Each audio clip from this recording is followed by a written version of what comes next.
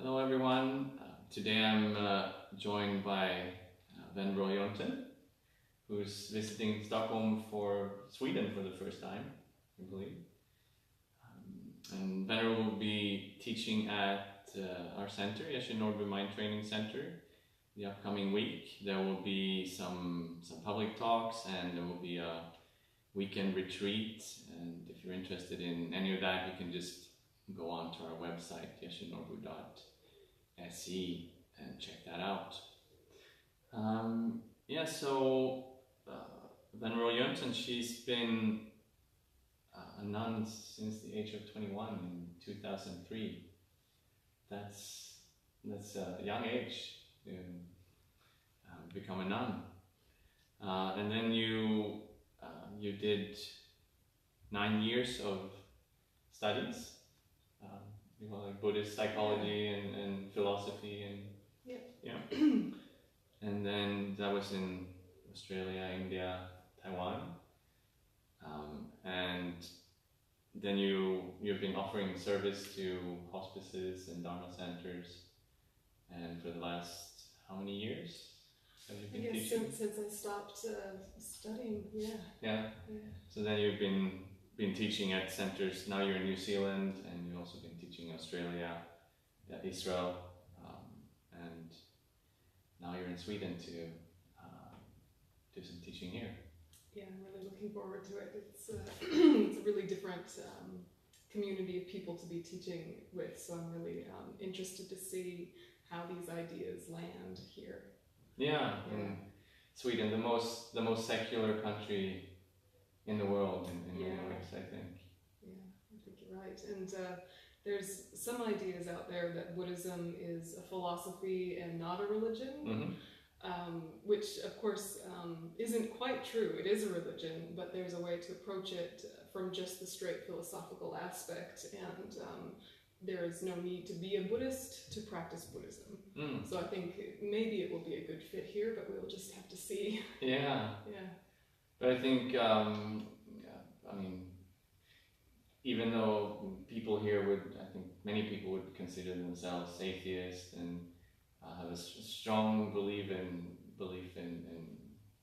science but do you see any problems with Buddhism and science, for example? No, and His Holiness the Dalai Lama often says that if science proves something true, that Buddhism has always believed otherwise, that we go with science. It's a philosophy and a religion that is open to change if there is superior logic or superior sort of fact proving. So we're open to changing our views. And even recently I heard His Holiness say that the Buddhist idea of kind of how the universe is set up, the cosmology of the universe that's talked about in the Abhidharmakosha, it is maybe a little outdated, and we should go with what science says. Okay. So I appreciated that he said that in a public forum, that there is, kind of a folk story way of looking at that particular set of teachings, or some interesting ways of approaching it, but maybe science is more accurate, so we switch. But I've also heard someone as the Dalai Lama say that he feels that Western psychology is maybe a bit primitive, I think. So do you feel, from a psychological point of view, that there's something for us in the West to maybe learn from Buddhism? Yeah, I think that definitely that's true. I think Western psychology can have a real benefit in helping people process what has happened in this life, and help them move forward if they're sort of stuck. But I think there's also a point at which Western psychology can fail us, where we can get trapped in maybe blaming specific circumstances and allowing ourselves to become stuck or stagnant because of the story we tell ourselves of how I got this way. Whereas in Buddhism, I think it's like, well, how you got this way makes sense and is interesting and worth investigating. However, there's a way to move forward and to evolve and progress whatever your past was, whatever traumatic experiences, whatever genetic difficulties. There's a way to always evolve and change and have a happier and happier life. So no one is a lost cause, and everybody has a chance to progress. So I think they can work together really beautifully. I don't think we have to pick, but definitely there's things that Buddhism describes about how the mind works that are a little bit more in depth and more elaborate and can help us understand ourselves even more deeply than psychology.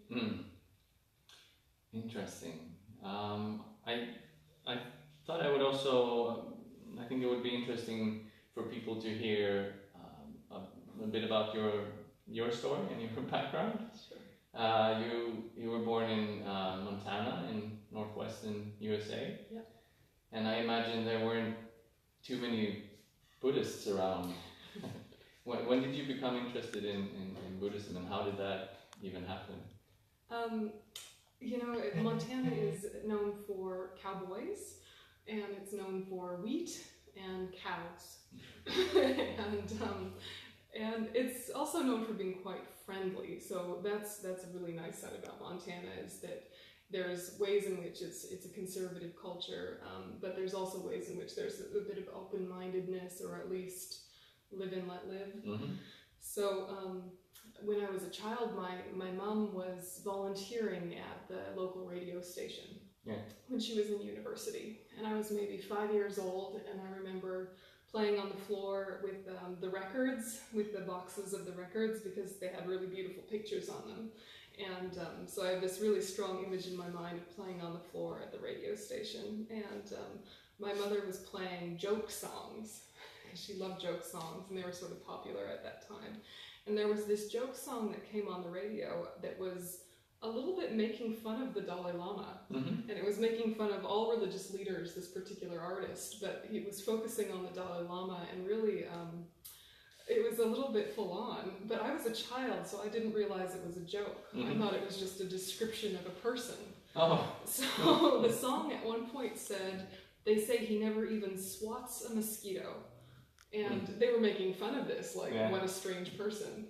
But as a child, I thought, isn't that amazing? He doesn't even hurt the tiniest of creatures. Who is this person? I'm so intrigued. And I asked my mother, who is this Dalai Lama? Mm-hmm. And she told me what she knew, which is kind of what everyone knew at that time, that he's some Tibetan guy that's kind of like the Pope for Buddhists, maybe, or at least Tibetan Buddhists. And, the Chinese invasion meant that he came to the world stage, and that he's a refugee and these sort of things. So that's all I really knew.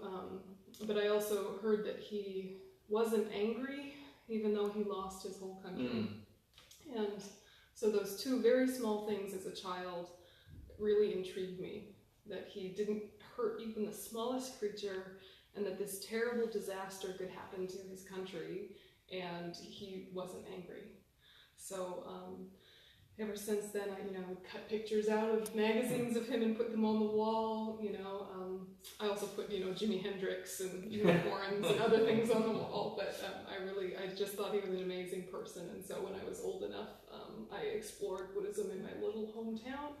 Oh, what age was this? Maybe 11 or 12. Mm-hmm. Yeah, and I would sit with the local Zen Buddhist group, because that was the only Buddhists in town. And it was mostly people over 40, and they were very kind to me and let me sit with them. I'm sure they were like, who is this kid? But then, soon after, I actually took refuge and became a Buddhist. And so far, so good. Oh, yeah. Yeah. And that was 12, so you kept practicing like meditation,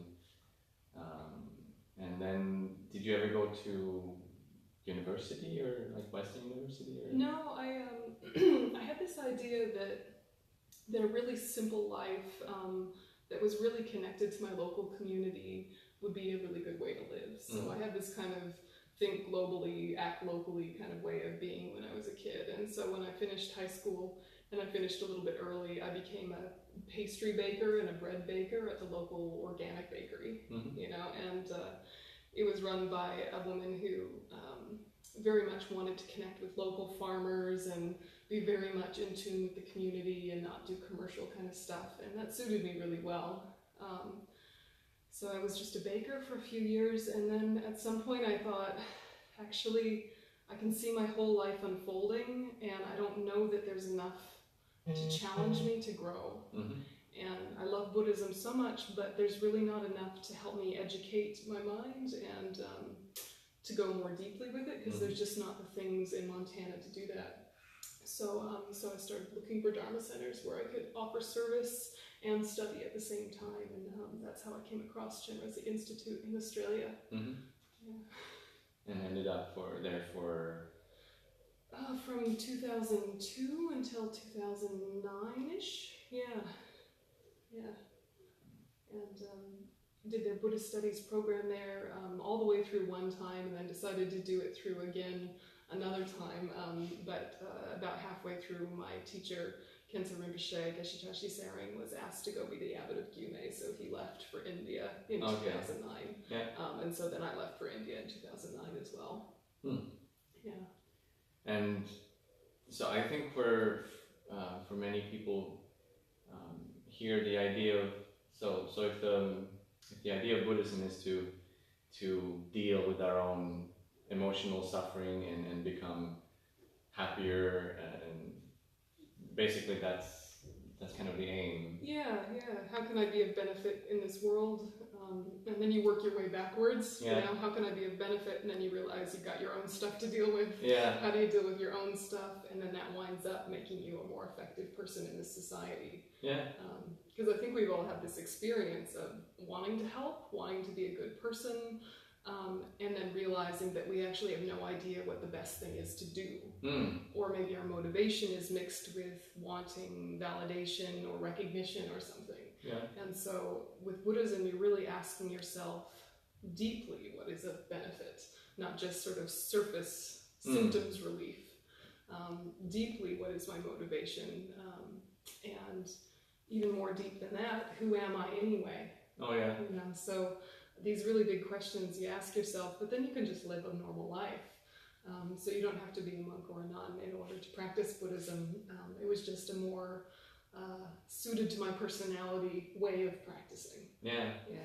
Because I think many people wouldn't understand why you would need, for example, that much study, and what's the point of studying if, why don't just meditate or something like that? Yeah, I mean, you know, I think we can look to some of our dear friends in the hippie generation for why study is important, because maybe they've meditated for 20 years or 30 years or 40 years and are a little bit vague. Or a little spacey, or a little ungrounded, hopefully very nice, friendly people. Yeah.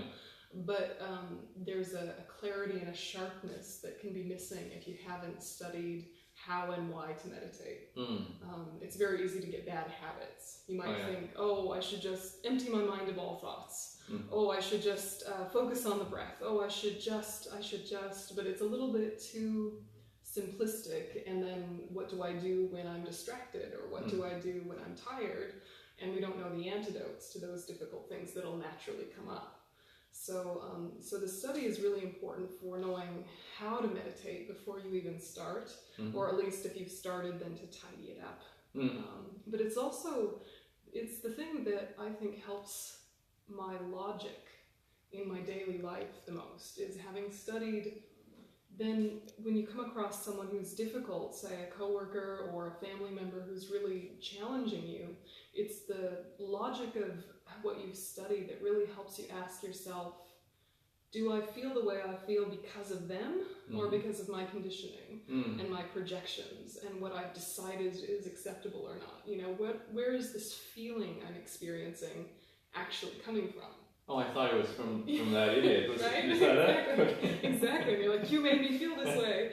How dare you? Yeah. Or if you're very attached to someone, you're like, you made me feel this way. Never leave. You know, and it's a disempowering way to live. You know, and we also think this with our objects. Like, I need this in order to be happy, and so then you do. You know, if you've decided that, it becomes true. So with these studies, you really open yourself up to the possibility of more happiness with less external influence, or the external influence isn't the factor in your happiness or not. and you can start to feel at home anywhere. And that any kind of amount of resources, if you've got enough to eat, if you've got friendly people around somewhere, that's enough. You know, if your basic needs are met, it's enough. But our worldly view is you need these very specific set of people. Yeah. And you need this specific kind of housing and furniture and lifestyle, and then you can be happy. Almost like you're not allowed to be happy unless you have those things. Yeah. So it's disempowering the way that we're taught in the world, whereas Buddhism helps you take the power back where it's always been, which is your own mental state. So not blaming all of that stuff out there. Yeah, not getting sucked into the advertising. Yeah.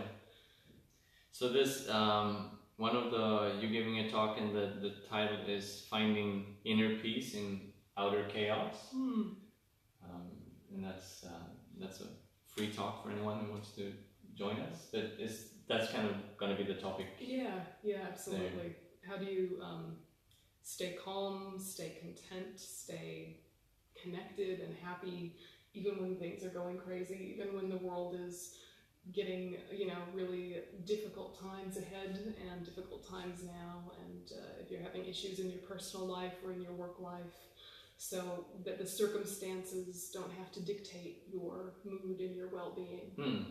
Yeah. And if they don't dictate your mood and your well-being, then you actually can help. Whereas we all know when we're swept up in the chaos, we're less effective. Yeah. We're just concerned with our own suffering. Yeah, or like putting out fires. Yeah. But not really looking at how do I do this in a wise way with longevity.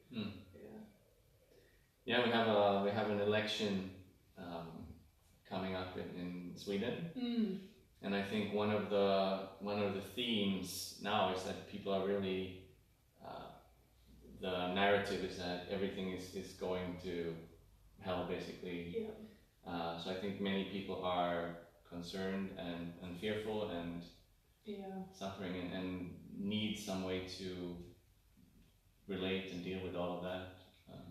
And is there a lot of also people who are overwhelmed with how difficult things are, and so they have apathy and they just sort of shut off and don't care, or is it more active, like distress? I think it's difficult for people to know what to do. Yeah. And then obviously many people end up blaming the other, like we have too many immigrants, or if you live in the countryside, it's big city's fault, or it's politicians' fault, so we need to change all of them. But it seems that people tend to blame something out there. Absolutely. Yeah, it's human nature, isn't it? And I think we can use our own logic, marry it up with Buddhism, and just, you bring in your life experience and you ask yourself, when I've changed my mind in the past, has it been because someone yelled at me? Has it been because someone made me feel like a fool, or didn't relate to me and had no connection with me? And then I thought, oh, you make a good point, I'll change. Or was it when we actually felt a heart connection with someone? And it was a conversation between just two human beings, and you realized my view was incorrect. I need to adjust my view. And from the Buddhist perspective, we can access wisdom from anyone, anywhere, because everyone has what we call Buddha nature. And everyone has life experience and wisdom. And so when we come in with this us and them mentality, we don't hear the wisdom of the other side. And if we don't hear the wisdom of the other side, then they stop listening to us. It goes both ways, but it's much easier to listen to someone who you think is listening to you. And so we're trying to turn things around in Buddhism, where we start from the place of I am listening, even if we think our view is right, even if we want our party to win, and even if that doesn't change, that's fine. But starting from I'm listening rather than I'm going to impose my view means the pathways of empathy are open between you, and actual change maybe can happen. So the only way to do that is if you take some control over your own mind, so that you're not triggered when the other side says something you don't agree with. Because normally we hear someone say a view that we just don't understand, we just don't connect with, and we get tight and agitated, and want to make a point, which means you can't make a point because they're not going to listen to an angry person. Yeah, there's no communication there. Exactly. Can you do that even with someone that might be very challenging for people like Mr. Trump, for example? Yeah, I mean, this is the interesting thing. He's such a perfect person to have in this world, to ask ourselves, how am I like that? Because it's so easy to make someone who's really behaving in a surprising way other. Yeah. And to ask ourselves, like, who is the tiny Trump inside of me? Who is the one that gets entitled? Who is the one that is self-centered? And what do I do when I get into that headspace? What do I do to my family? What do I do to my coworkers when I've stopped looking at the greater impact of my actions? And so he's a very interesting mirror for us, because how did such a person come into power if there was no one, supporting him, and if there was no place in us that was similar? But then the question does become, how do you minimize harm if someone seems to be actually actively doing harm? And what we can know for sure is an agitated mind is clouding wisdom. So if we are very, very agitated, our problem-solving skills are less. Yeah. And so what to do will become much smaller. And if we can come to a very calm place and a very steady place, then everything that we've learned in our life so far, and we would say lifetimes, this is at our fingertips. Yeah. And we can come up with creative solutions. So we have to start from that place of like settling the agitation. And then, what to do, hopefully will come to us. Yeah. Yeah. So that only happens when we're not very angry, or Exactly, because we will always find more reasons to be angry and disagree. As soon as you start thinking what I disagree with, you become very creative with even more reasons you disagree, even more reasons to be outraged. It's kind of an endless thing that in no way helps you figure out what to do. But it can feel so good, though. Yeah, exactly. It's so satisfying. I am right and they are wrong. Here are all the reasons why. But does that actually help? Yeah. Yeah. And then you're also leading a retreat on burnout prevention from a Buddhist perspective. Yeah. And I think this is also a topic that is that's the leading course or cause of sick leave. I think today is psychological reasons, and people are getting burnt out and stressed out, and just it's a huge suffering. It is, and I think that Buddhism has a lot to offer in terms of different strategies. I think people know kind of basic things like first rest, or go on a holiday, or look after yourself, or all of these things, which of course are a good idea, but aren't going to prevent the tendency to burn out, aren't going to ask, how did I get this way in the first place, and why am I so driven, and what am I trying to prove, and to who and why, and of all of that, is there anything I can tweak?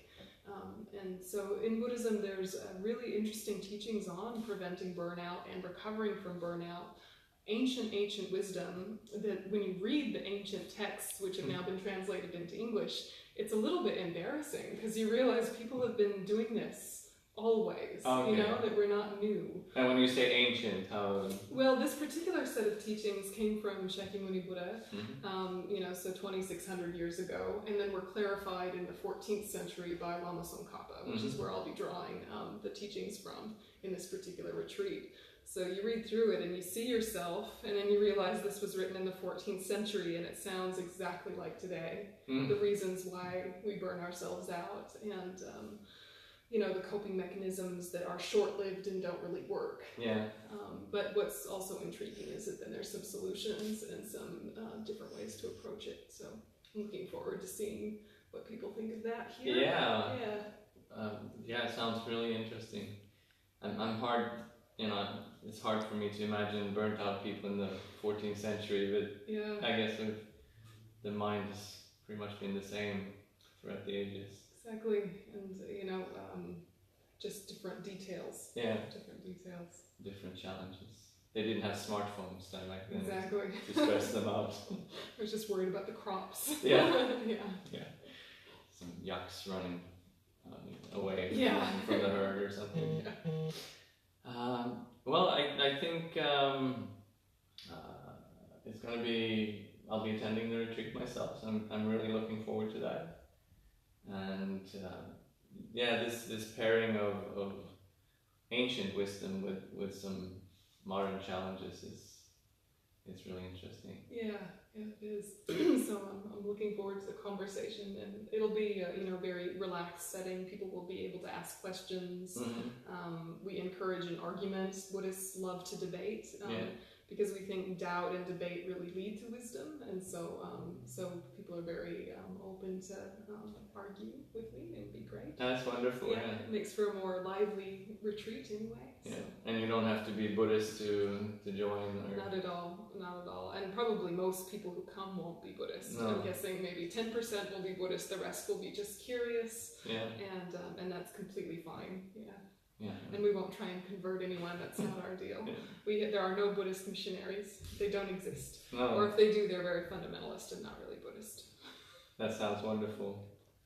Well, so looking forward to the upcoming week with some talks and the retreats. And yeah, maybe we can do something at the other end to wrap up and see what happened when you were here in Stockholm. Sounds good. So, thanks. thank you for taking the time. Thank you. And thank you for watching. And if you want to know more, my mind is shutting down on me here. If you want to know more, you can visit yeshenorbu.se, and it's all on there. Thank you for watching. Bye.